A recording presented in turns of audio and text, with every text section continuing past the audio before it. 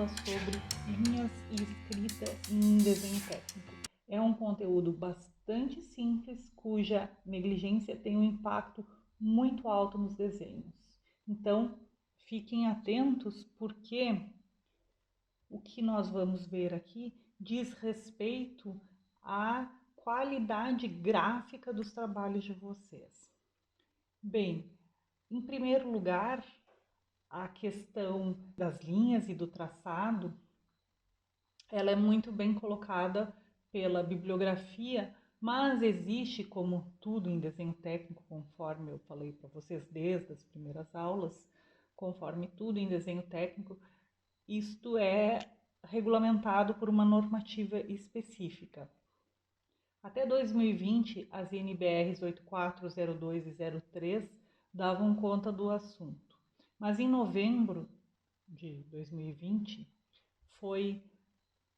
então, essas duas normas foram canceladas e substituídas pela 16.861, que estabelece os requisitos para a representação de linhas e escrita. Mas antes de nós adentrarmos no conteúdo da norma, eu quero dizer que a bibliografia já nos oferece algumas indicações para nós que trabalhamos com minas calibradas. Então, a bibliografia fala em 0,35, 0,5, 0,7. Então, essas espessuras já estão colocadas pela bibliografia. Então, como eu disse para vocês, a 16.861 de 2020 estabelece os requisitos para a representação dos tipos e larguras de linhas e para escrita usados em desenhos técnicos. O que eu fiz aqui foi uma organização das tabelas da norma de forma a facilitar a vida de vocês especificamente na nossa disciplina. Então eu fui organizando por assunto as tabelas e marcando elementos que eu considero que vocês devam prestar uma atenção em particular, digamos, já que todo o conteúdo nos interessa, certo? Então, a primeira tabela apresenta os tipos básicos de linhas e já nos apresenta 15 tipos. Vocês já têm familiaridade com alguns deles. Estou trabalhando aqui com disciplina semestral e anual. A disciplina anual, a essas alturas, já está trabalhando com arestas não visíveis, com eixos de furos. Então, o pessoal da disciplina semestral ainda não chegou lá, mas chegaremos. Tudo é uma questão de tempo. Então, vejam que interessante que nós temos, por um lado, os tipos básicos de linhas dados por esses 15 tipos aqui que vocês detalhadamente devem olhar. Por outro lado, sendo que eu marquei aqui as que nós mais usamos na disciplina. Por outro lado, nós temos também a noção de estreito, largo e extra largo, que são sempre espessuras que nós temos que ficar calibrando no nosso desenho, em função da hierarquia que a seguir a norma já falará para vocês. Mas além disso, nós temos também variações das linhas na tabela 3. Então, as linhas estreitas ou largas ou extra largas, sejam elas contínuas, tracejadas, etc, etc, podem ser também contínuas onduladas, uniformes, contínuas em espiral, uniforme, zigue-zague e assim por diante. Então, nós temos aqui colocado pela norma uma riqueza bastante grande de tipos de linhas para usarmos nos nossos desenhos técnicos. Uma informação bem importante da norma, que está bem escondida, mas que é decisiva para a leitura dela, é que a largura de todos os tipos de linha é representada nessa norma por D. Então, ela começa a apresentar, num determinado momento, que é exatamente em 3.2.1, ela começa a apresentar uma série de relações em função da largura do tipo de linha, certo? E ela ainda indica as larguras a serem usadas nos desenhos técnicos, como sendo 0,13 milímetros, 0,18, 0,25, 0,35, 0,50, 0,70, 1, 1,40 e 2 milímetros. Bom, além disso, eu deixei marcado sempre, como eu falo para vocês, com esse azul clarinho, coisas de destaque. E neste caso, nos interessa saber que as larguras de linhas 0,13 milímetros e 0,18 milímetros não podem ser utilizadas quando o desenho se destinar à reprodução ou impressões que necessitem de redução. A largura de qualquer linha deve ser constante ao longo de toda a extensão da linha. Bom, pessoal, eu tenho feito várias anotações nos trabalhos e se eu ainda não fiz, eu farei. Isso significa que se uma mesma linha, num trecho é retilínea e num outro ela é curva, não é o fato de vocês usarem o compasso que lhes autoriza que nós tenhamos espessuras diferentes, porque senão nós entendemos na leitura como elementos diferentes. Então é bem importante vocês fazerem esse esforço de homogeneidade da linha, então de constância, como diz a norma. A largura da linha deve ser constante ao longo de toda a sua extensão, dizendo de outra forma. Bom, as larguras das linhas utilizadas em uma vista devem ser as mesmas utilizadas nas outras vistas, quando as vistas forem desenhadas na mesma escala. De certa forma, o que nós vemos na norma é sempre a preocupação com o entendimento de um padrão e a repetição deste padrão. Em relação aos comprimentos de elementos de linha e espaçamentos, eu vou explicar na outra tabela, mas eu quero dizer para vocês o seguinte: as larguras das linhas estreitas, largas e extra largas devem ter a relação de 1:2:4. E a norma já nos faz o favor de organizar em função das minas calibradas, digamos, usuais, esses grupos, digamos assim. Bom, então já indiquei aqui qual é o nosso grupo. É o 0,50 em função das lapiseiras que nós temos, dos lápis que nós temos à disposição. Então, 0,50 é a larga, estão vendo? Então, nós temos uma para cima e uma para baixo. Uma para extra larga 1, a estreita 0,25. Bem, mais do que isso, ela ainda nos dá uma recomendação de largura de linhas para símbolos gráficos. Então, já nos indica aqui que se nós estamos trabalhando neste grupo aqui, a 0,35 é a recomendada para fazermos símbolos gráficos. Mas, Karen, não tem essa diferença aqui entre 0,25 e 0,35 e eu digo para vocês, muito provavelmente nós usemos a mesma, certo? Como aqui também não temos a 1, nós chegamos nas nossas lapiseiras de sala de aula, pelo que eu tenho acompanhado até aqui, pelo que eu acompanho ao longo dos anos, no máximo com a lapiseira 0,9. Então, nós trabalhamos, interessa que vocês enxerguem que é importante haver uma distinção nesses grupos de linhas, e aí nós vamos ver a seguir que isso decorre da necessidade de hierarquia que nós precisamos estabelecer no desenho. Bem, então eu retomei essa tabela, estão vendo? Essa aqui que é o comprimento dos elementos de linhas e espaçamentos. E aí eu vou dizer para lembrem que D é largura. E aí a norma nos faz o favor de nos explicar qual é o comprimento que cada um desses elementos deve ter, o ponto, o intervalo, o traço curto, o traço longo e o espaço. Então, nós conseguimos ter uma leitura mais direta, né? O tipo de linha daqui, de 4, vamos pegar um exemplo aqui do intervalo, né? 2. Então, quem é o intervalo? É aquele espaçamento que tem ali, estão vendo? O vazio. Eu chamo do vazio e cheio, não digo para vocês que o vazio e cheio, o vazio tem uma relação de 1/4 em relação ao cheio. Então, intervalo, certo? Vejam aqui o tipo de linha. No tipo de linha 2, aqui linha tracejada, daí as outras, mas estou pegando só esse exemplo aqui. Bom, aí ela diz assim, o intervalo aqui tem 3D. Interessante. O traço na 2, no tracejado, tem 12D. Muito confuso, cara. Isso não sei, não é, sabem por quê? Porque a norma nos faz o favor a seguir. Aí eu trouxe lá dos anexos. Como eu disse para vocês, o que eu fiz aqui foi uma sistematização. Eu trouxe lá dos anexos, então, os exemplos. Detalhe: esse anexo aqui é para o AutoCAD, é para configuração ou do software, seja ele qual for. Mas eu trouxe esse desenho porque isso nos ampara se nós temos que desenhar sem o software, e isso é importante ser feito no começo, conforme eu já argumentei diversas vezes, isso nos dá uma noção também para nós calibrarmos o tamanho das coisas que nós precisamos desenhar, seja qual a ferramenta que nós tivermos. Então, vejam, bom, já sabemos que D é a largura, isso aqui é o comprimento de um elemento básico. No ponto, então, se O ponto tem que ser D por D. Se é 0,5 é 0,5, se é 0,9 é 0,9, em função da calibragem da nossa mina. Mas olhem aqui o tal do 1/4 que eu sempre digo.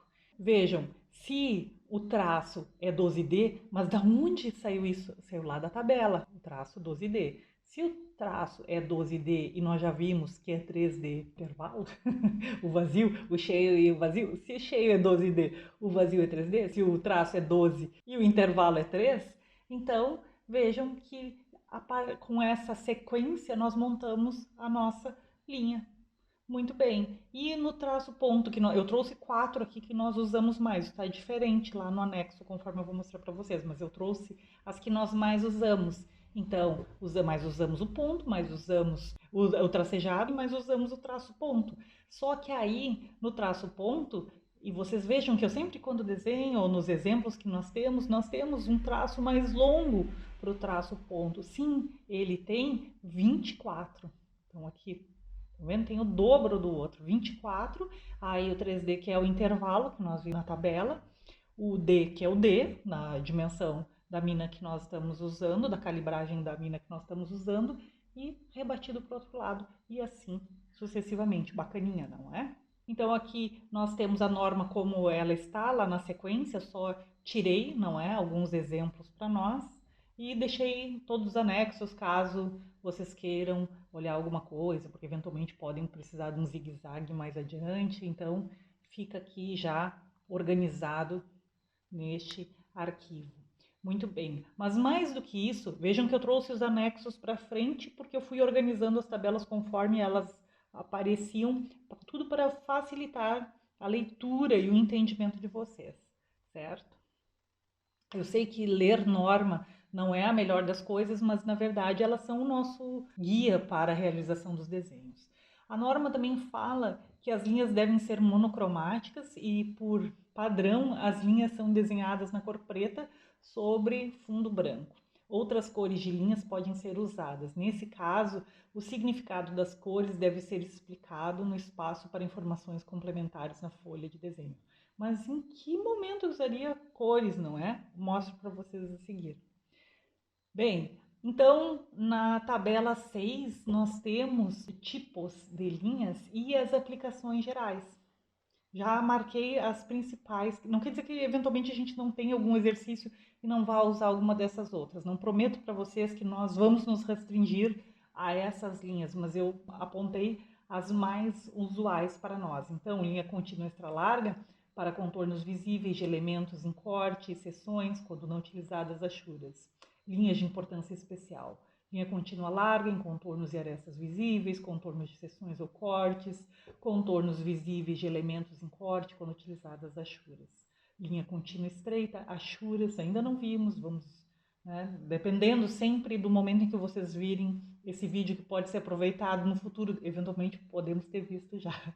Né? Linhas de cota, aí eu diria conforme já vimos, linhas de cota, de extensão e auxiliares, linhas de limites em detalhes, linhas de centro curtas, linhas de intersecção imaginárias, linhas de referência e de chamada. Quem já viu cotagem já sabe. Muito bem, linha tracejada larga, contornos e arestas não visíveis. Usamos bastante. Linha tracejada estreita, contornos e arestas não visíveis. Linha traço longo e ponto estreita. Linhas de centro e de simetria, essa linha nós usamos muito, não é? Linhas de trajetórias, linhas de eixo, linhas neutras e assim sucessivamente, aqui em posição de planos e cortes. E pronto. Então essas são as linhas que eu dei um certo destaque para vocês prestarem uma atenção especial. Lembrando que sempre que vocês estiverem fazendo os desenhos de vocês e tiverem dúvidas sobre qual tipo de linha vocês usam, vocês têm uma tabela aqui pronta esperando ser consultada. Mais do que isso, a norma encerra esse assunto falando da hierarquia das linhas, e ela diz o seguinte, que existe um nível de hierarquia de 1 a 6, sendo 1 quem é mais importante. Então, quem é mais importante? E não é importante porque seja mais importante, sob o ponto de vista de ser principal, porque como eu digo quando eu dou cotas, as medidas são fundamentais num desenho, sem elas a gente não consegue fazer A execução não é esse tipo de importância, é uma importância de hierarquia que está relacionada à legibilidade do desenho, certo? Então, contínua larga e extra larga, como por exemplo, arestas e contornos visíveis, e ela ainda, norma ainda nos faz o favor de dar os exemplos. Tracejada estreita e larga, usada em arestas de contornos não visíveis. Traço longo e ponta estreita, larga nas extremidades e na mudança de direção, exemplo de aplicação, linhas de orientação de cortes e seções. Traço longo e ponta estreita, linhas de centro. Traço longo e ponto duplo estreito, exemplo de aplicação, linhas centroidais. E contínua estreita, exemplo de aplicação, linhas de cota e extensão. Por isso que eu digo para vocês que vocês não podem fazer as linhas de cota na mesma hierarquia das linhas de arestas e contornos visíveis. Vejam que nós temos aqui muitos degraus de diferença em termos de hierarquia. Então, fiquem atentos em relação a isso. A NBR, então, 16861, trata o assunto de junções de linhas, que eu chamo de intersecção de linhas, não é? Que a bibliografia, no geral, chama de intersecção. E que nós já vimos no material de vistas ortográficas, quando falamos em práticas corretas, incorretas, no tratamento da intersecção das linhas. Então, a norma novamente retoma esse assunto. E sempre é bom que vocês olhem de novo, porque eventualmente vocês podiam tratar aquilo, não ver a importância, digamos assim. Mas sempre esse tipo de abordagem diz respeito à legibilidade do desenho. E, novamente, eu digo para vocês, quando vocês tiverem dúvida, recorram, abram a norma. O PDF está na plataforma AVA, que vocês podem ter aberta ao lado quando vocês fazem os desenhos, porque não tem nada aqui que vocês precisam decorar, mas eventualmente com o transcorrer do tempo vocês vão memorizando esses procedimentos. Agora eu vou falar bem rapidinho, porque desde o começo do ano eu venho insistindo com vocês com a importância de que vocês invistam na escrita. Eu sei que isso é uma coisa mais difícil, ainda mais em tempos em que o computador nos domina, em que alguns de vocês mais teclam do que escrevem, eu acho que a maior parte de nós não é. Mas de qualquer forma, como vocês têm uma faculdade inteira aí pela frente, vocês são alunos de primeiro ano, nós estamos nesse ensino remoto, vocês precisam mandar muitos exercícios, muitas vezes muitos cálculos, então eu acho que uma coisa que no outro momento talvez eu não insistisse tanto, nesse momento eu volto a insistir porque me parece que novamente é importante nós darmos uma regularidade à nossa escrita em função também do contexto em que nós estamos. Claro que nos desenhos técnicos é fundamental e inadmissível que isso não seja pensado, certo? Agora, uma das coisas que eu acho mais interessantes aqui é que as características básicas para a escrita em desenho técnico são, na verdade, as características básicas importantes para o desenho técnico. Por quê? A escrita deve ter as seguintes características, que o desenho técnico também tem, que são legibilidade, uniformidade e proporcionalidade, viabilidade de redução e ampliação e caracteres claramente distinguíveis entre si, para evitar qualquer erro de interpretação. E aí a norma traz dois exemplos, a letra O maiúscula e o número 0, a letra L minúscula e I maiúsculo e o número 1. Então, que são coisas que podem se confundir e nós devemos, então, ter cuidado para que isso não aconteça. Não detalho isso, deixo para que vocês olhem, para que vocês façam os exercícios conforme eu tenho pedido para vocês. Tem aqui todas as relações que são estabelecidas, mas uma coisa que eu gosto é que a norma aqui, diferentemente da 8402, que era a que regulamentava a escrita, ela nos diz qual é a fonte que nós devemos usar, que é essa aqui. Eu já peguei, estava lá no... Eu vi na norma e disse, será que eu tenho aqui nesse PowerPoint? Não é? E tinha. ISO-CPUR, né? ISOCPUR. A ISO-CPUR, então, nós usamos essa essa fonte. E vejam que ela diz que se por um acaso nós precisarmos de um caractere que não está aqui previsto, que o façamos em consonância ou em sintonia com os caracteres aqui colocados. E a norma fala também numa inclinação de 15 graus para a escrita inclinada. E por fim, conforme daqui por diante eu vou adotar sempre esse final que eu tirei daqui. Vejam, das características, né? Então, vejam que a aplicação das linhas e escrita pode ter distinções bastante específicas em cada área, e mesmo dentro de uma área apresentar variações. Isso acontece em função das especificidades de projeto ou de fabricação. No entanto, é comum a todas as áreas e as suas sub-áreas, vamos dizer assim, a preocupação com a legibilidade, a uniformidade e proporcionalidade, a viabilidade de redução e ampliação dos desenhos e a clareza para evitar erros de interpretação. Bem, eu quero encerrar então só fazendo algumas pequenas observações, e elas dizem respeito à importância então desse quarteto aqui fantástico em qualquer área que aplique o desenho técnico. Então isso aqui é um braço de um robô, e aqui nós temos algumas aplicações do desenho mecânico. Aqui me incomodou bastante, por isso eu trouxe para vocês essa falta de hierarquia. Então, como nós estamos tratando com linhas e vemos sempre desenhos que consideram muito a importância das linhas, eu pensei que, como eu estou dando aula para computação, vocês vejam como fica confuso o desenho quando ele não atende a esses princípios de legibilidade, uniformidade, proporcionalidade. Claro que aqui nós temos proporcionalidade, né? Mas assim, como é importante levar em consideração esses princípios.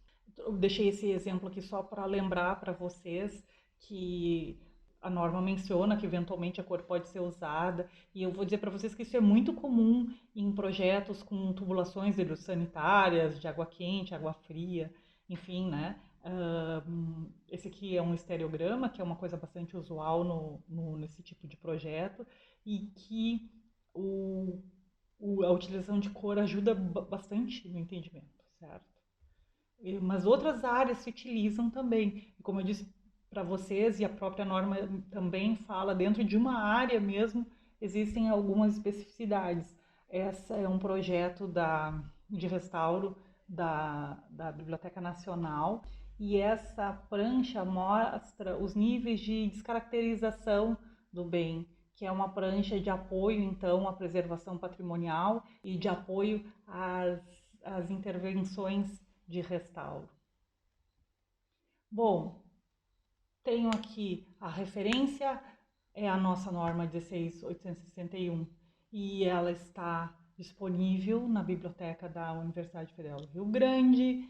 Vocês podem acessar, eu sempre recomendo, e sempre uso aqui de referência o nosso livro básico, Moraes, e temos aqui as fontes das imagens e sempre um convite final para que vocês acessem as normas. Certo, pessoal?